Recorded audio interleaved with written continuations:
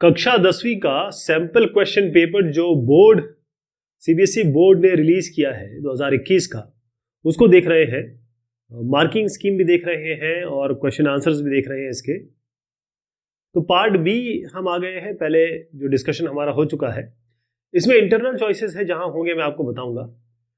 जैसे ये सवाल है, find the coordinates of the point which divides the line segment joining the point this in the ratio this. और आप देखिएगा ये जो 3:1 दिया है इंटरनली, यानी कि एग्जाम में क्या आ सकता है, एग्जाम में एक्सटर्नली भी आ सकता है ना, इसके लिए भी तैयार रहना पड़ेगा। और यहाँ पर देखिएगा प्लस माइनस इस तरीके से कॉम्बिनेशन आ सकते हैं, यानी इस तरीके का सवाल आएगा। तो इसमें हमें क्या करना है कि हमें ये मान के चलना है, इसको सॉल्व कैसे किया जाता है। जैसे हमारी एक लाइन है, अब हम ये कह रहे हैं कि ये 3:1 डिवाइड हो रही इंटरनली, तो मतलब 3 भाग यहाँ होगा और 1 भाग यहाँ होगा। यहाँ पर आपके पास पॉइंट जो दिया है इसको यहाँ 4-3 लिख लीजिए और इसको लिखते हैं 8,5। ध्यान रहे इसको इससे मल्टीप्लाई करते हैं। इसको अगर हम m1 कहे, इसको m2 कहे, इसको x1 कहे, इसको y1 कहे, इसको x2 y2, तो फॉर्मूला क्या बनता है इसका? इसका बनेगा m1x2 हो गया, m1x2 और फिर m2x1। पहले इसको इससे किया फिर इसको इससे किया, प्लस m2x1 और नीचे हमेशा m1 प्लस m2 आता है। ये मैं कौन सा पॉइंट बता रहा हूं, ये है x कोऑर्डिनेट, ये वाला, ये हो गया। ये y कोऑर्डिनेट निकालना है तो y यूज करेंगे। फिर से m1 को पहले y2 से मल्टीप्लाई करेंगे, तो m1 y2 प्लस ये क्या हो गया m2 y1 हो गया। नीचे आएगा आपका m1 प्लस m2। अब सारी वैल्यूज आपके पास है ही। m1 क्या है 3, तो यहाँ रखा हुआ है, देखिए 3 और 3 के साथ 3 इंटू 8 प्लस 1 इंटू 4, ये यहाँ पर देखिए 3 प्लस 1 डिवाइड बाई 3 प्लस 1 यहाँ पर है। अब y पे आ जाते हैं, 3 इंटू यहाँ पर 5 plus 1 into minus 3 divided by 3 plus 1, तो ये आपका x आएगा 7, y आएगा 7, y आएगा 3। तो 7-3 इसका उत्तर आपको लिखना पड़ेगा। ध्यान रहे ये इन्होंने मार्किंग स्कीम दी है, तो सेक्शन फॉर्मूला पहले तो लिखेंगे, आप बताएंगे कि ये हमारा सेक्शन फॉर्मूला है। उसके बाद आप एक फॉर्मूला लिखेंगे, इसी पे आपको मार्क्स मिल जाएंगे। फिर उसके बाद आप यहाँ पर कंप्यूटेशन करेंगे। कंप्यूटेशन वाला जो मार्क्स जो पार्ट है वो अलग मार्क्स का है और ये वाला पार्ट अलग है कि आपको ये आता है। Find a relationship between x and y such that the point xy is equidistant from the point 7, 1 and 3, 5। तो इसमें कुछ इस तरीके से दिया हुआ है, पहले आपको बता देता हूँ। यहाँ पर एक पॉइंट है हमारा, इस पॉइंट को हम मान लीजिए P मानते हैं। जरूर आपको करना है, ऐसी कोई भी चीज हवा में नहीं होगी। आप बकायदा बताएंगे कि P है हमारा XY पॉइंट हमने माना है, और जो A पॉइंट है हमारा जो आपने दिया हुआ है, ठीक है 7,1, और हम B पॉइंट ले रहे हैं 3,5। अब ऐसा आपको रिलेशन निकालना है सच दैट x और y के बीच में, ताकि इन दोनों के बीच में इक्वी डिस्टेंस हो, यानी कि जो PA की दूरी है और PB की दूरी है ये बराबर हो। तो PA बराबर PB कर देते हैं, ये दिया ही हुआ है। अब PA क्या है, डिस्टेंस फॉर्मूला लगाएंगे। तो यहां पर आपको यहां बताना है कि बाय डिस्टेंस फॉर्मूला, ये बकायदा लिखना है। सबसे पहले मैथ्स में हमेशा पहले गिवन लिखा जाता है कि क्या चीज गिवन है, उसके बाद आप रिलेशन बताते हैं, उसके बाद कंप्यूटेशन होता है। तो इसमें क्या करेंगे, इसका सीधा फॉर्मूला होता है y2 minus y1 whole square plus x2 minus x1 whole square under root, ये डिस्टेंस का फॉर्मूला होता है। इसमें x1 y1 ये हो गया, x2 y2 ये हो गया। अब आप देखिए ये y2 माइनस y1 है, x2 माइनस x1 है, ये पहले भी आ सकता है। कहीं अगर फॉर्मूला आप लिखते हैं x1 माइनस x2 का होल स्क्वायर या x2 माइनस x1 का whole square plus y2 minus y1 का होल स्क्वायर तो भी चलेगा। अच्छा y2 माइनस y1 या y1 माइनस y2 करें और स्क्वायर करें तो भी बराबर होगा, क्योंकि नेगेटिव साइन है, आएगा अगर आता भी है तो स्क्वायर से पॉजिटिव हो जाएगा। तो किसी ने अगर y1 माइनस y2 का whole square plus x1 minus x2 का होल स्क्वायर लिख दिया तो भी गलत नहीं है, तब भी सही होगा। लेकिन मेन होता है y2 minus y1 plus x2 minus x1 का होल स्क्वायर। अब आपके पास x1 y1 इस पहली वाली यूज करेंगे, x1 y1 इसको, x2 y2 इसको, यानी x माइनस 7 का whole square plus y minus 1 का होल स्क्वायर या 7 माइनस x का होल स्क्वायर और 1 माइनस y का होल स्क्वायर, एक ही बात है।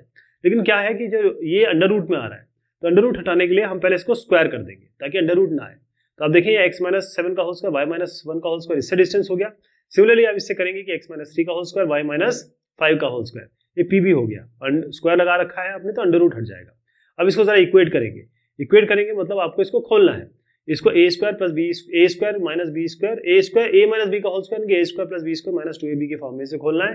ये तीनों के तीनों आप खोलेंगे, मतलब ये इसके अलावा चार, मतलब बेसिकली तो चार बनते हैं, 1 2 3 4, इन चारों को खोलेंगे और आप देखेंगे एक्स स्क्वायर से एक्स स्क्वायर कैंसिल हो गया और बाकी जो चीज वाई स्क्वायर से वाई स्क्वायर कैंसिल हो जाएगा, यानी कि ये लीनियर इक्वेशन आएगी। कहने का मतलब ये है कि ये एक्स स्क्वायर से एक्स स्क्वायर कैंसिल हो गया, वाई स्क्वायर से वाई स्क्वायर कैंसिल हो गया, जो बाकी बचता है उसको आप अलाइन करेंगे, एक्स माइनस वाई इक्वल्स 2 आएगा, यही इसका रिलेशन होगा।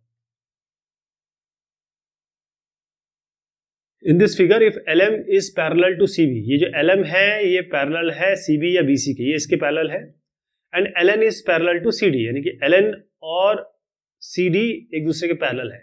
आपको प्रूव करना है कि AM बाय MB ये बराबर है AN बाय ND। तो आप देखिए ये दो ट्रायंगल है, हम ट्रायंगल ले रहे हैं ABC, पहले ट्रायंगल ABC लेंगे। तो पहले आपको दिखा देता हूं इसको करना कैसे है, बिल्कुल इसी तरीके से लिखना है। BPT फॉर्मूला है, ये BPT फॉर्मूला जो होता है वो ये बताता है कि अगर दो लाइन पैरेलल हैं, एक ट्रायंगल लिया आपने और उसमें आपने एक ऐसी लाइन ड्रॉ कर की जो इस साइड से पैरेलल है, तो ये लाइन इसको दोनों साइडों को इक्वल रेशियो में डिवाइड करेगी, इक्वल डिवीजन होंगे, मतलब this divided by this equals this divided by this, ऐसा इसमें BPT जो आपका होता है वो रिलेशनशिप कहता है। ये हम ऑलरेडी थ्योरी में भी देख चुके हैं। तो सबसे पहले मैं ट्रायंगल ले रहा हूं ये ABC को बना दिया जाए,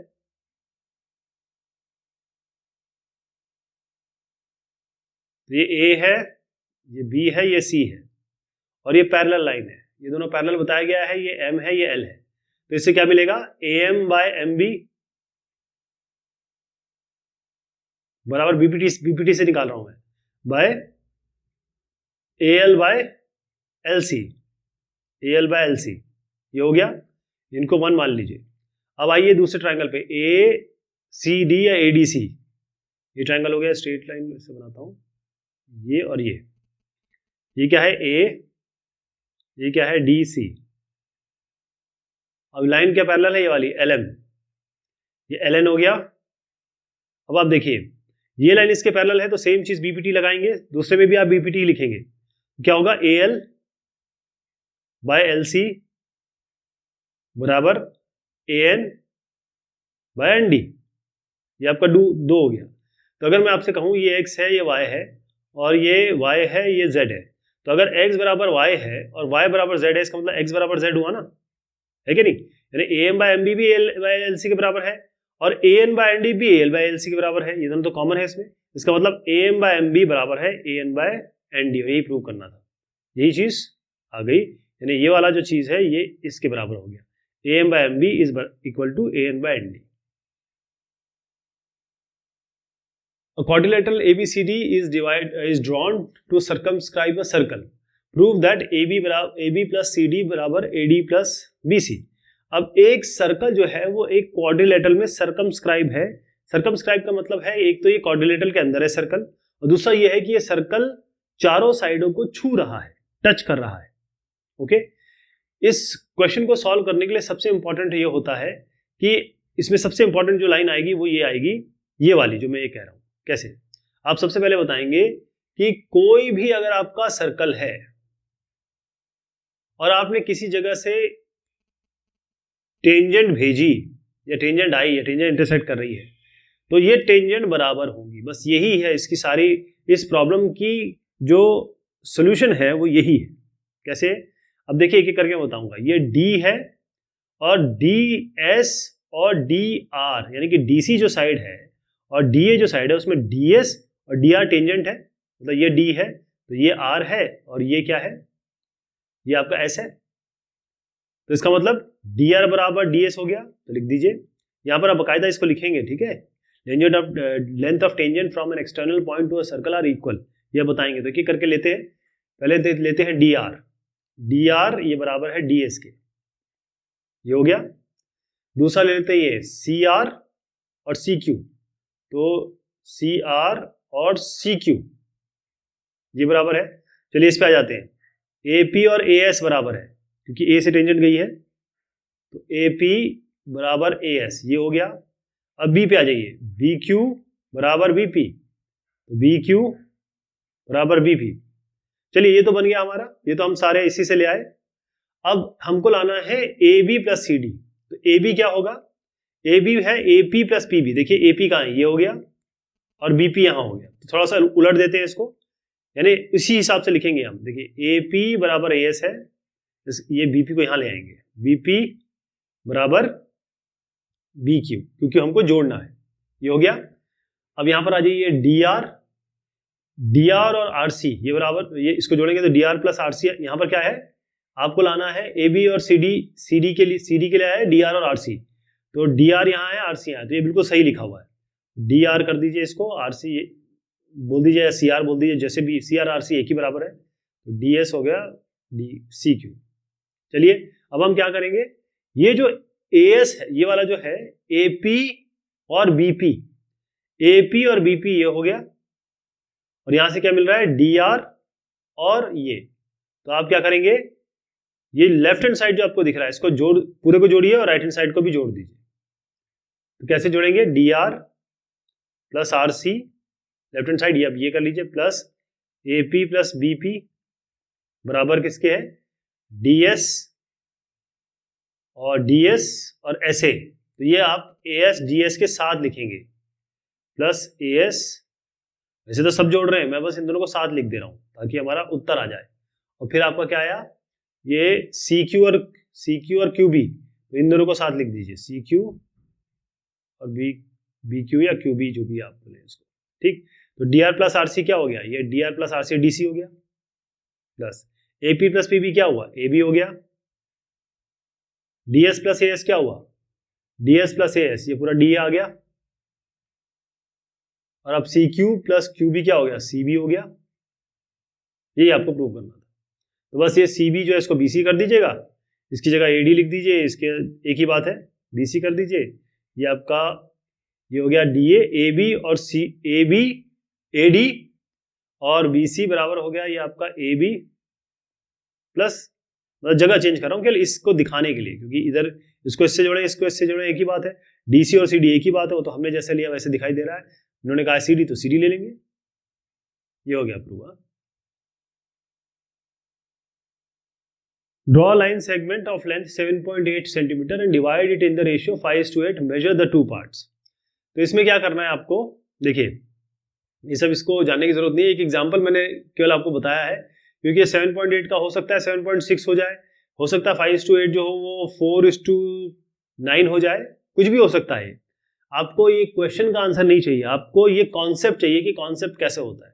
तो मैं अगर इसको 7.6 ले लूँ या इसको थोड़ा सा चेंज कर दूँ, तो आपको पता होना चाहिए क्या कर रहे हैं।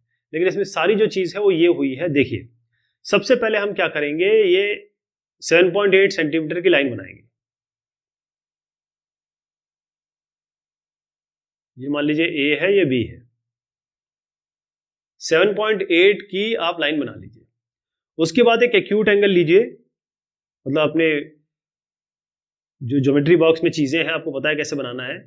एक स्ट्रेट लाइन खींच दीजिए, ये एंगल हो सकता है 30 डिग्री हो, 60 डिग्री हो, जैसी आपकी मर्जी हो, लेकिन 90 डिग्री से कम होना चाहिए, लेस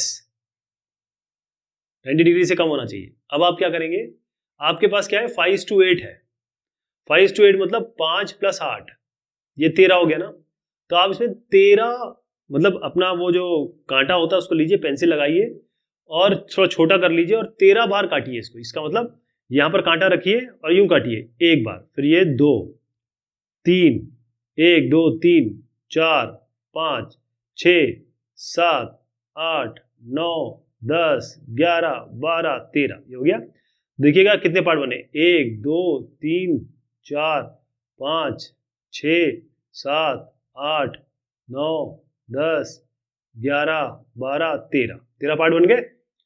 13 ही पार्ट होने चाहिए ना 5:8। अब आप क्या करें, ये जो बी है इसको इससे जोड़ दीजिए, जोड़ दिया। अब क्योंकि ये 5:8 है तो आप 5 पे जाइए, मतलब 1 2 3 4 5, बस इस पॉइंट पे आइए और लाइन बनाइए। ये भी आप जानते हैं, आपने कंस्ट्रक्शन में सब सीख रखा है। इस लाइन से यहां से जो, अगर इसको आप कह दीजिए ये हमारा मान लीजिए ये x है, तो लाइन ये इसको मान लीजिए आपका a, मैं इसको A5 कह रहा हूं, आप इसको नंबरिंग देंगे A1 A से लेकर A13 तक। A1 से देना है A13 तक, बाकायदा इस तरीके से देना है जो मैं आपको दिखा रहा हूँ। थोड़ा सा इसको बड़ा कर देता हूँ ताकि आपको पता रहे कि आपको करना कैसे है। ये A1 से लेकर A13 तक नंबर देना है और ये बाकायदा ये सारी चीज़ें लिखनी है। अब क्या करेंगे, ये लाइन और ये लाइन को पैरेलल बनाएंगे। ये लाइन जो हम बना रहे हैं पैरेलल बना रहे हैं। और बीपीटी थ्योरम क्या कहता है? बीपीटी थ्योरम ये कहता है कि जब एक लाइन इसके पैरेलल होती है ट्राइंगल के, तो ये दिस रेशियो बाय दिस जो कि 5 है पार्ट, और ये कितना पार्ट है आपका 8, 5:8। तो ये पार्ट जो यहाँ जो बनेगा वो भी 5:8 होगा। ये जो होगा फिर यहाँ से यहाँ तक इसको लेंथ नाप लीजिए, वो लिख दीजिए। यहाँ से यहाँ तक तो आपको बताइए 7.8 माइनस जो यहाँ की लेंथ होगी वो होगी, और एसएस का कंस्ट्रक्शन हो जाएगा आपका। गिवन 5 cot a बराबर 8, फाइंड साइन ए एंड सेक ए। तो आपको दिया है 5 cot a बराबर 8, तो cot ये देखिए 15 cot a, 15 cot a अगर आपको 8 दिया हुआ है तो cot a कितना हुआ 8/15। इसका मतलब tan a कितना हुआ, tan a कितना हो गया आपका, ये आपका हो गया 15/8, ये तो हुआ। अब आप देखें tan थीटा क्या होता है, ये tan थीटा है हमारा, tan a है, मतलब ये एंगल a है, ठीक। ये इसको थीटा हटा देता हूं, एंगल a की ही बात करते हैं, और इसको हम मान लेते हैं b, इसको मान लेते हैं c। तो tan a कितना होगा परपेंडिकुलर बाय बेस, ये 15/8, तो ये 15/8 नहीं होगा, 15x/8 कुछ भी हो सकता है ना, क्योंकि ये हो सकता है 30/16 हो, जो कि आप काटेंगे तो 15/8 आएगा, तो ऐसा हो सकता है। या आपका और भी हो सकता है 15/8 बन जाए, ऐसा नंबर हो सकता है। तो इसीलिए इसको 15x/8x लिखा गया है, बस यही आप देखेंगे 15x और 8x इसीलिए लिखा गया है, लेकिन इसकी चिंता आपको नहीं करनी है, इसको आप सीधा 15/8 लिखिए। अब ये 15/8 है तो ये कितना होगा, ये कितना होता है, पाइथागोरस थ्योरम लगाएंगे, यहाँ पर बाकायदा लिखना है आपको, पाइथागोरस थ्योरम लगाना है। पाइथागोरस थ्योरम से क्या होगा, ये साइड निकलेगा, ये साइड कितनी होती है, मान लीजिए ये साइड है AC², तो AC² कितना होगा AB² plus BC², AB² plus BC², तो ये हो गया 8² प्लस 15², और फिर AC कितना हो जाएगा अंडर रूट ऑफ दिस। आप ये देखेंगे ये आएगा 289, जो आपका आएगा 17, ये हो गया 17 साइड। बस आपको तीनों साइड मिल गए, अब आप आराम से कुछ भी निकाल सकते हैं। साइन ए सेक ए, अगर आपको थोड़ा सा भी इसमें दिक्कत होती है तो हमारे पास तरीका है पंडित बद्री प्रसाद हर बोल। अब आपको साइन ए निकालना है तो ये ले लीजिए, ये साइन ए, तो साइन ए क्या होगा परपेंडिकुलर अपॉन हाइपोटेन्यूज, साइन ए परपेंडिकुलर अपॉन हाइपोटेन्यूज 15/17, ये 15/17 आ गया।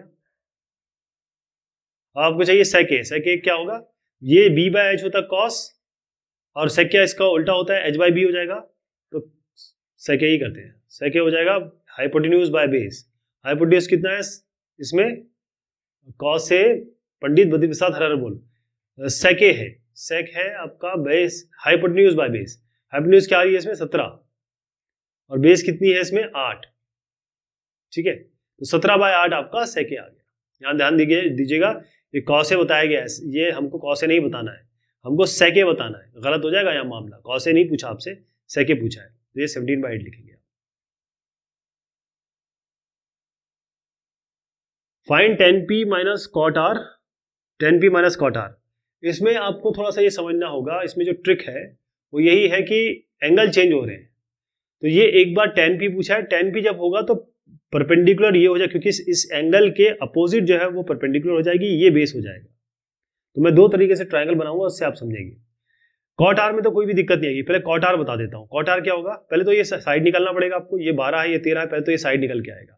तो उसके लिए आप क्या करेंगे, सबसे पहले साइड निकालेंगे पाइथागोरस थ्योरम से। तो यहाँ पाइथागोरस थ्योरम से ये जो साइड निकल के आएगा, अभी जैसे मैंने आपको बता दिया तो मैं डायरेक्ट कर देता हूँ 13² माइनस 12², क्योंकि ये अगर आप मान लीजिए क्यू आर है तो क्यू आर स्क्वायर को क्या लिखेंगे, क्यू आर स्क्वायर बराबर होगा PQ² प्लस PR², ऐसे लिखेंगे। तो आपको अगर क्यू आर स्क्वायर, ये क्यू आर स्क्वायर नहीं क्या होता है PR², PR² बराबर मतलब हाइपोटेन्यूज जो होता है वो किसके बराबर होता है, इसके, ये PR² बराबर होगा PQ² प्लस QR²। तो अगर आपको QR² निकालना होगा तो PR² माइनस PQ² करेंगे।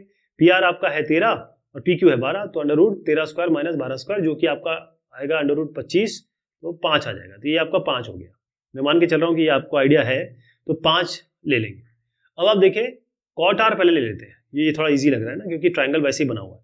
कॉट आर क्या हो जाएगा, तो सबसे पहले हम टेन आर निकाल लेते हैं। टेन आर क्या होगा, परपेंडिकुलर बाय बेस 12/5। जो टेन है परपेंडिकुलर, टेन आर होगा परपेंडिकुलर बाय बेस 12/5, तो कॉट आर क्या होगा 5/12, तो ये आपका कॉट आर आ गया। अब आइए टेन पी पे। टेन पी के लिए ना मैं क्या कर रहा हूं, अब आपको ट्रायंगल बना के दिखा रहा हूं, ये थोड़ा सा टेढ़ा कर रहा हूं मैं। अब मैं पी इधर ले आया हूं, पी को, क्यू यहां ले आया हूं, आर यहां ले आया हूं, क्योंकि हमको ऐसे देखने की आदत है। तो ये जो टेन पी है वो उसकी बात हो रही है। तो पी क्यू क्या है इसमें 12, और क्यू आर क्या है 5, और ये 13 है। तो इसके हिसाब से टेन पी के हिसाब से क्या होगा, परपेंडिकुलर बाय बेस 5/12, तो टेन पी हो जाएगा 5/12, परपेंडिकुलर बाय बेस 5/12। अब इन्होंने कहा है tan P minus cot R. Tan P कितना है 5/12 माइनस कॉट आर कितना आया था 5/12।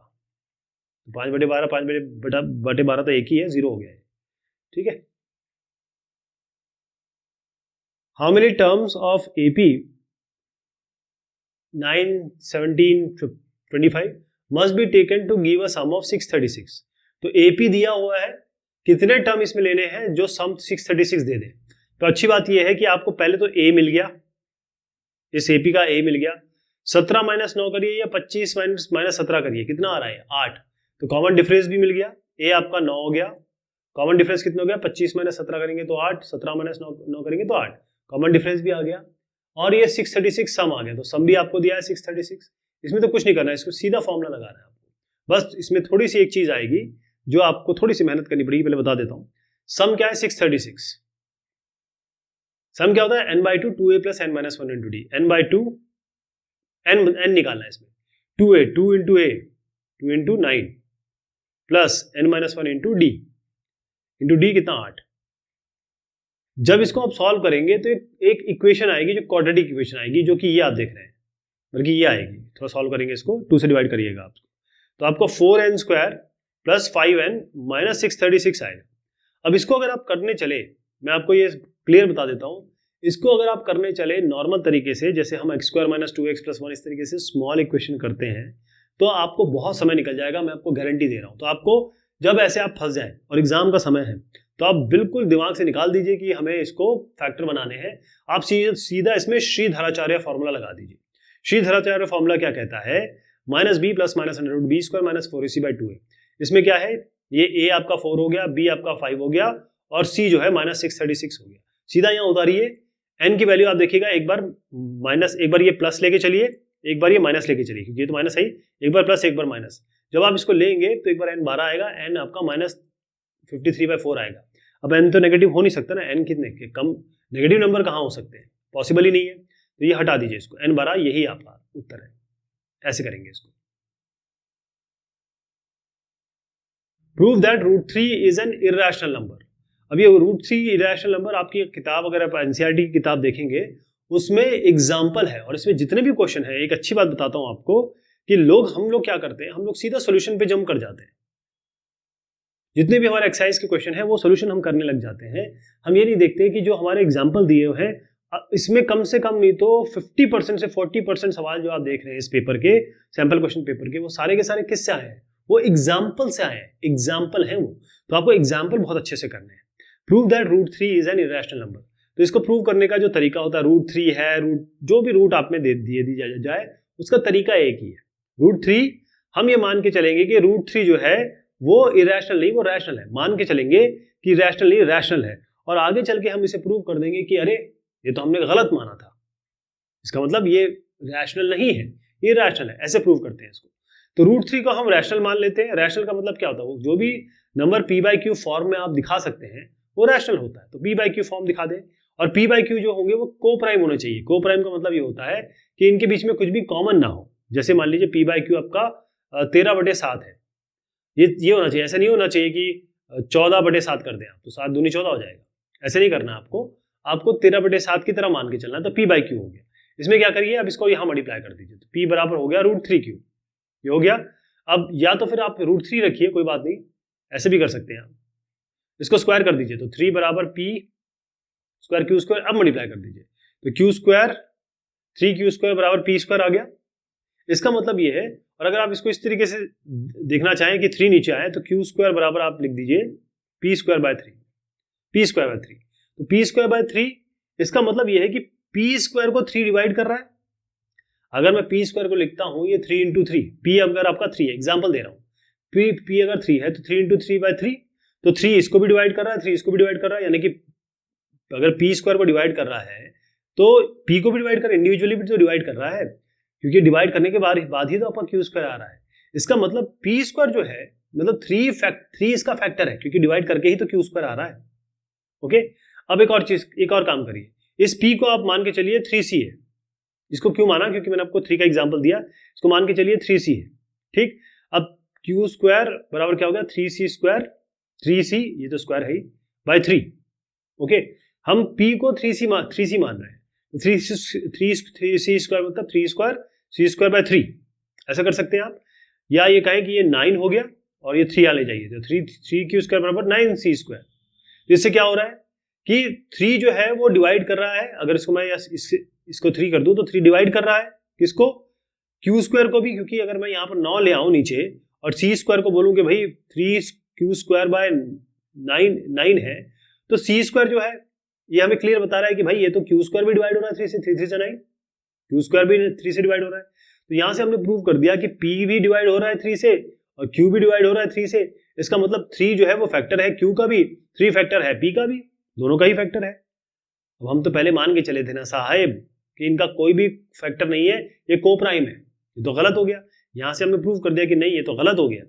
हमने जो माना था वो इनफैक्ट गलत माना था। जो p/q हमारा अजम्पशन था कि भाई ये √3 इरेशनल है, वो गलत हो गया, √3 इनफैक्ट इरेशनल है। ऐसे प्रूव करते हैं इसको। Two tangents TP and TQ are drawn to a circle with center O from an external point P. Prove that angle PTQ equals to angle OPQ. तो यहाँ तो आप सोल्यूशन देख ही रहे हैं, लेकिन इस सोल्यूशन को देखते देखते मेरी बातों पे भी आप थोड़ा सा ध्यान रखें।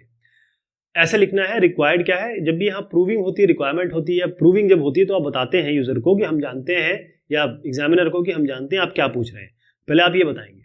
ओके, अब हम क्या करके चलते हैं, ये जो एंगल है इसको आप थीटा ले लीजिए या ई ले लीजिए, जैसे इन्होंने थीटा लिया, थीटा लेके चलते हैं। कौन सा एंगल हमारा बेसिकली जो एंगल है वो है two tangents are drawn from external point, prove that PTQ और ये, तो PTQ, अब PTQ एंगल क्या हुआ, वो ये हो गया, ठीक। बहुत ध्यान से देखिएगा, दो चीजें इसमें आने वाली है। पहली चीज तो ये है कि आप जब एक पॉइंट से टेंजेंट डालते हैं सर्कल पे तो ये दोनों टेंजेंट बराबर होती हैं। क्लियर, ये तो हम पहले भी एक क्वेश्चन में देख चुके हैं। इसका मतलब है PT और TQ बराबर है। तो पहले मैं ये ट्रायंगल बना रहा हूं, आपको देखिएगा,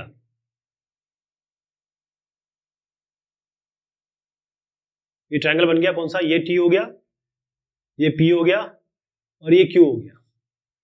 मैं आपसे कह रहा हूं TP और TQ बराबर है, इसका मतलब आइसोसेलेस ट्रायंगल है ये। तो ये एंगल, दो साइड अगर बराबर है तो उसके अपोजिट एंगल भी बराबर होते हैं, तो ये एंगल भी बराबर हो गए। जब ये एंगल बराबर हो गए इसका मतलब ये एंगल और ये एंगल दोनों बराबर हो गए। ओके, तो अब हम ये एंगल मान लीजिए, हम इसको लेके चलते हैं, x मान लीजिए, x, ये थीटा हो गया, ये x हो गया। तो एंगल सम प्रॉपर्टी क्या होती है एक ट्रायंगल की, theta plus x plus x, यानी कि थीटा प्लस एक्स ये बराबर किसके होता है, 180 डिग्री के बराबर होता है। तो थीटा प्लस 2x हो जाएगा 180 के बराबर, तो 2x हो जाएगा 180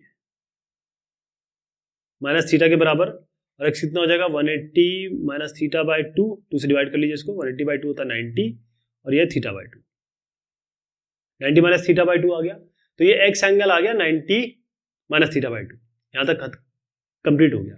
अब आइए इसमें दूसरा कॉन्सेप्ट लगा रहे हैं। दूसरा कॉन्सेप्ट क्या है, ये जो टेंजेंट है, अगर हम सेंटर से एक लाइन डालें टेंजेंट पे तो ये 90 डिग्री बनाता है। कहने का मतलब ये है कि सर्कल है और मैं एक लाइन इस पे बनाऊं तो ये जो रेडियस जॉइनिंग होती है ये 90 डिग्री होता है। इसका मतलब ये पूरा का पूरा एंगल कितना है, 90 डिग्री। ये हमारा x है, निकालना यही है, निकालना ये है ना। तो ये पूरा एंगल है 90 डिग्री, यानी एंगल TPO या OPT, TPO जो एंगल है या OPT जो भी कहें, यहाँ OPT दिया हुआ है इसलिए मैं बता रहा हूँ। एंगल TPO क्या है? एंगल TPO पूरा एंगल क्या है? ये है x, मतलब ये एंगल जो आप यहाँ लिखेंगे प्रॉपर इसको बताना है, ये x प्लस ये इसको मैं y मान लेता हूँ, x प्लस y, ओके। लेकिन ये जो पूरा का पूरा एंगल है एंगल TPO, ये तो 90 डिग्री है ना, ये तो 90 डिग्री है।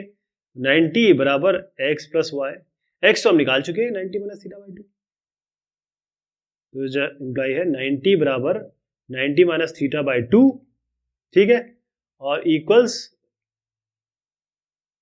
90 बराबर 90 minus theta by 2 plus y. तो x की जगह मैंने 90 माइनस थीटा बाई 2 रख दिया, अब इसको यहाँ ले जा लीजिए, 90 माइनस 90 प्लस थीटा बाई 2 बराबर y हो गया, 90 90 कैंसिल, y हो गया आपका थीटा बाई 2। तो y थीटा बाई 2 आ गया। थीटा क्या था? इनिशियली हमने क्या माना था? एंगल था ये वाला था, कौन सा?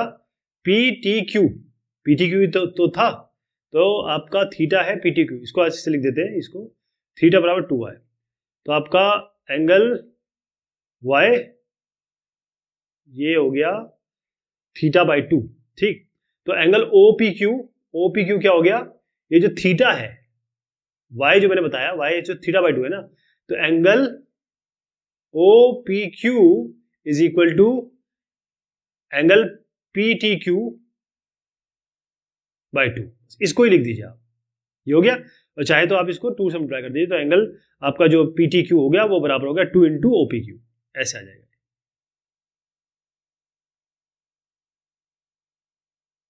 अब ये है अगला सवाल 29th, तो साहब ये हम लेंगे अगली बार क्योंकि लंबा हो रहा है। अब ध्यान रखिएगा, किसी भी इंसान की जो क्षमता होती है किसी चीज़ को सुनने की, वो 30 से 40 मिनट होती है, उसके बाद उसका ध्यान इधर उधर चला जाता है। तो इसको शॉर्ट रखते हैं और उसके बाद नेक्स्ट वाले में कंप्लीट कर लेंगे। चलिए, मेहरबानी, शुक्रिया।